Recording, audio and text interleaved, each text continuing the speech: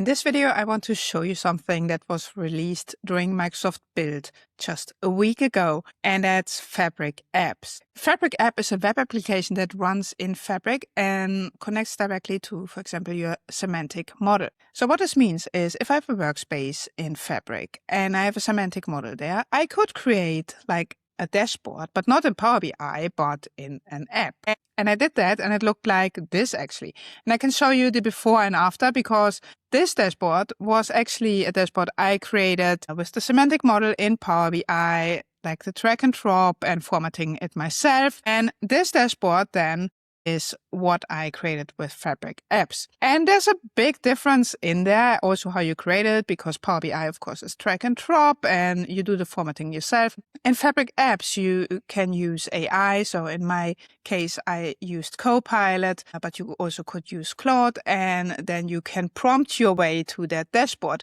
It's a different user experience, and you have to write these prompts for all the changes you want to make. So the result will also depend on how good you are in prompting and giving AI the information it needs to build this. I'm quite enthusiastic about this, not because I think it will replace Power BI. I think there are different use cases. Like these apps, they're really nice to build fast. If you have an Excel file or some static data or some data with not a lot of logic behind, and you just want to visualize this to show to everyone, you can actually create that quite fast. However, when I look at the Power BI report that I built, I really looked in the data, if I can see some trends, if I can see some anomalies, these kind of things. And the funny thing is, I found insights that Copilot didn't find because I also looked at the business logic and these kind of things. And of course, maybe in the future that will also change. But for now, this was something that really stood out to me. Also, of course, all these prompts using AI costs money. So it's not for free and it can cost quite some money if you really want to develop that app.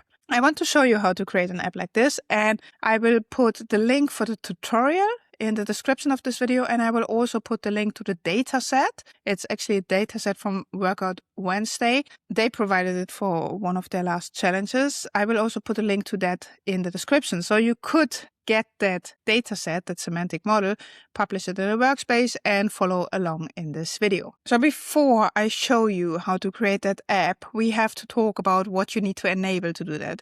Fabric apps are, at the moment that I record this video, still in preview, and you need to enable some settings in the admin portal to actually work with them. So if we go to the admin portal, if you go to app.fabric.microsoft.com and you click on this settings pane at the top, you can actually see the admin portal. And if you go there, you see what I see here. Now we need to enable two things. First of all, I search for Fabric Apps. So here we see enable Fabric App items preview. You can enable it for the entire organization or for a specific security group. I enabled it for my entire organization, but that's because the tenant I'm in is me. I'm the entire organization. So that's the first thing. Another thing we're searching for is this one, integration settings, semantic model execute queries REST API. You have to enable that to make this work. I found out because when I tried this the first time, it actually didn't work because I did not have this enabled. So enable this. So then you have everything you need enabled. What I did next is I created a workspace. I called it Fabric App. You can call your workspace whatever you like. And in that workspace, you see at the moment already 3 apps. And you see a semantic model and a Power BI report. That report is what I showed you before. The report I created like old school in Power BI. It has like ice cream sales in different cities and you can filter on different weather. Now, going back to my workspace, what we need to do if you want to create the web app like this, we need to create an app. That's the starting point. So you go to new item and there you search for app and there you see app preview and you click on that. And now you need to give it a name. So I call mine YouTube tutorial so I know what it is and I create that. So if you do that, you get all kinds of information from Fabric like the URL, the API key, but also getting started. So let's have a look at getting started. It actually tells you open a terminal, set up your project, and here it already puts in the information we need. So this is YouTube tutorial, that's the name of my app, and it's in the workspace Fabric app. And then if you want to edit the app or if you want to publish your changes. And it also says, do you use an AI coding agent? Skip the steps below, copy prompt. So this is actually what we need to get started. And what I'm going to do is I'm going to copy this first step and I'm actually going to open Visual Studio Code next to this. So on the right side, you now see the chat. I opened Visual Studio Code and I have a GitHub Copilot subscription. You could also use Claude, like I said before. So we are actually using GitHub Copilot here.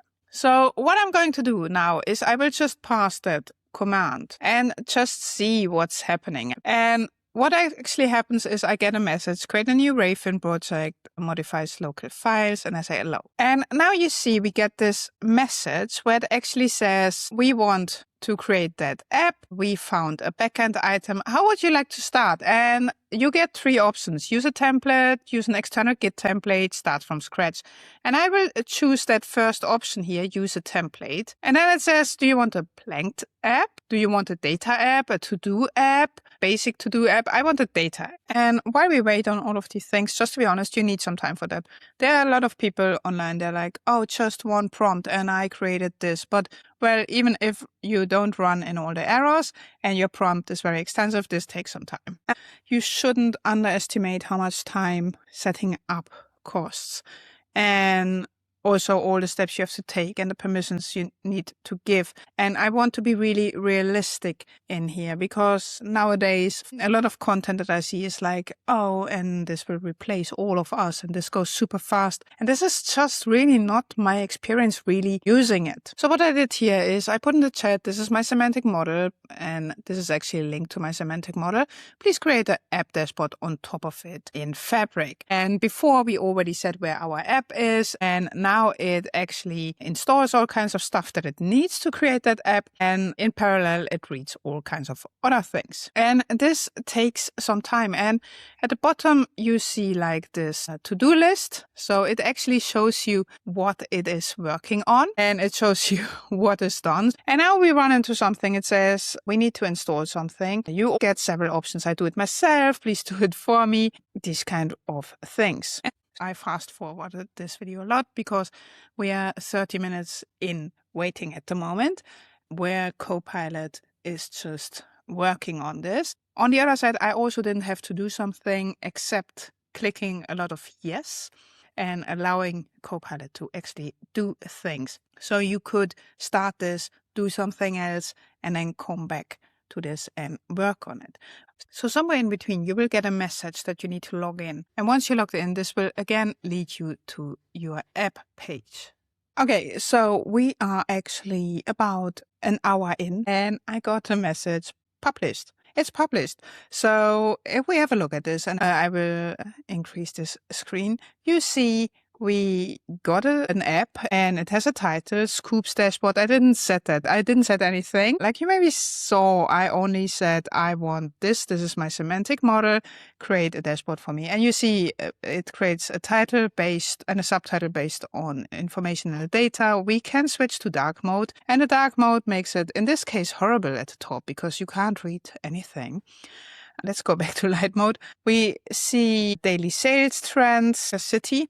We see the total. You see the layout isn't that great. We see temperature sales. If I click on stuff, I would expect it to cross filter. It doesn't do that. And we get a table and we get weekday versus weekend. And that's all we get at the moment. This is not entirely what I was looking for. Now we need to prompt to make these changes. So let's open Copilot again. So what I'm doing now is I put as much information in the prompt as possible.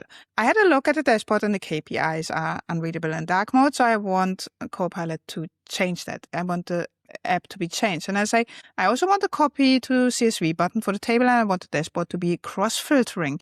So if I click on a city, I want the rest of the dashboard filtered. Also, I want to filter at the top bar for city and weather. I just provide that. I all put it in one prompt. I just want to see what it comes up with. I already have an idea that I want the table to be on a second page, but let's start with this. And you see, I had to prompt all of that. I can't just make these quick fixes. A lot of things immediately think I could fix that in Power BI in a few seconds, but you can't do that. But here we prompt again, so we're not able to fix that in the app directly. We just got a message that it was published. Let's have a look here. Let's refresh our app and let's see what's going on. First of all, it's refreshing itself again. Well, probably Copilot is doing that in the background. So what do we see? We see the dark mode at the top, and the issue was the KPI cards. They were unreadable in dark mode. Well, this looks already better. That's an improvement. The color scheme is not very, yes, red is red bad. There's everything going on in the background. So the color scheme here, questionable, but mostly the KPI cards are now readable. Let's go back to the top. Now we can actually filter. And I mean, this is nice. We have 4 cities and 3 weather types. Let's try that. We can actually filter by city or by weather. That's very nice. Now, I also asked for cross-filtering. Let's click on Austin. I clicked on Austin and I got Phoenix. That's nice. Let's click on Austin again. Now we actually get Austin. Clicking on Denver, nothing happens. I really have to click on that bar. Okay, I would have expected that, but it's okay. If I click on a month, nothing happens. Okay, so you see, I expect this Power BI functionality. I didn't prompt for it because that's what behavior I expect, but if you wouldn't have that knowledge, you probably wouldn't search for it. So now it kind of froze. You see, it's probably not the best idea to demo this while Copilot is doing something in the background. It feels like it's filtered on something, but I don't know what. That's interesting. Okay, now we're back just doing the Power BI approach, clicking twice on something. I also wanted a copy CSV. So if I do that in my table here, copy CSV, let's open Excel. And I actually like how sunny is yellow, cloudy is gray, and rainy is blue. That's actually a quite nice effect. So I click copy CSV. It is not copying anything. So now I go back to prompting. So what I'm now actually doing is I do another prompt. The weekday, yes, no, looks very negative with red as one of the bars. I want the copy to CSV because it's not doing anything at the moment. I want the reset all filters button. You saw I had some struggles with that. I want the table on a second page called detail. And again, I prompted and now it is basically waiting. And I expect this not to take as much time because most of it is already available in my report. So this feels like minor changes, but then again, I'm not Copilot and I don't know how much time this really takes. If you're curious, how many tokens have I spent? Now we are at 60% of my monthly tokens. This is also influenced by the way you prompt. I prompt very much like I expect the people, the clients I'm working with to prompt.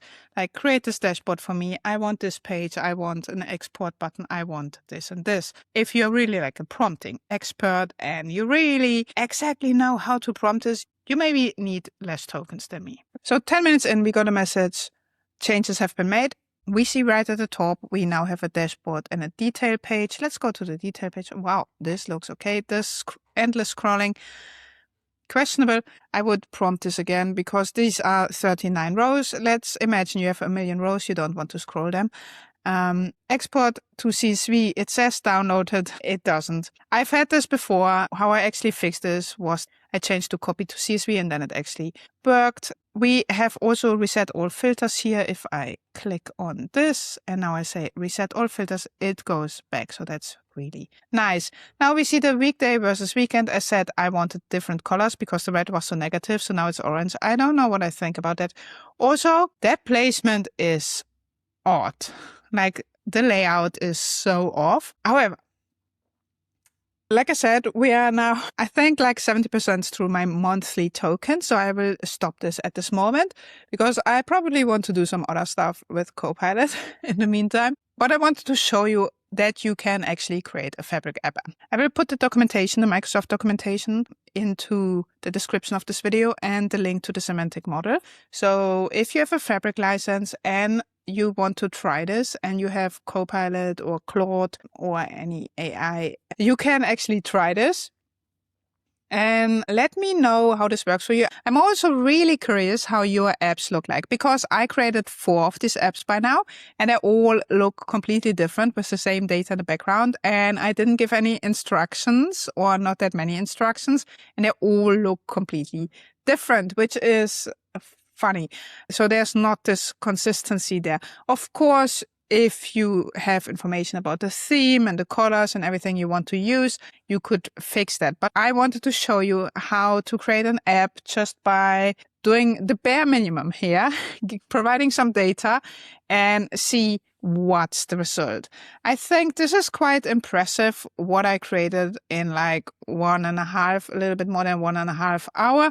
Like I said, I spent an extensive amount of tokens on creating this. So that could be an issue. There are a lot of things that I would like to change still. For example, these numbers are still not readable. I still can't really export to CSV or download anything. I want to show you, before I end this video, another app that I created with the same data. So this is how the same prompting could also look like, where we have the filters here, like in this filter pane, we have the dark mode here and the details. And with the details, you could actually not export to Excel, and it says copy as TSV, I think it's CSV, but you actually get a preview, and that actually worked. If we go here, you see it actually pastes it in there. So that worked, but you see it's completely different. Result looks completely different. So probably if you and your coworkers do the same thing, you would get all a different app. So I'm curious about that, how it looks like. Let me know if this was helpful. If you have questions,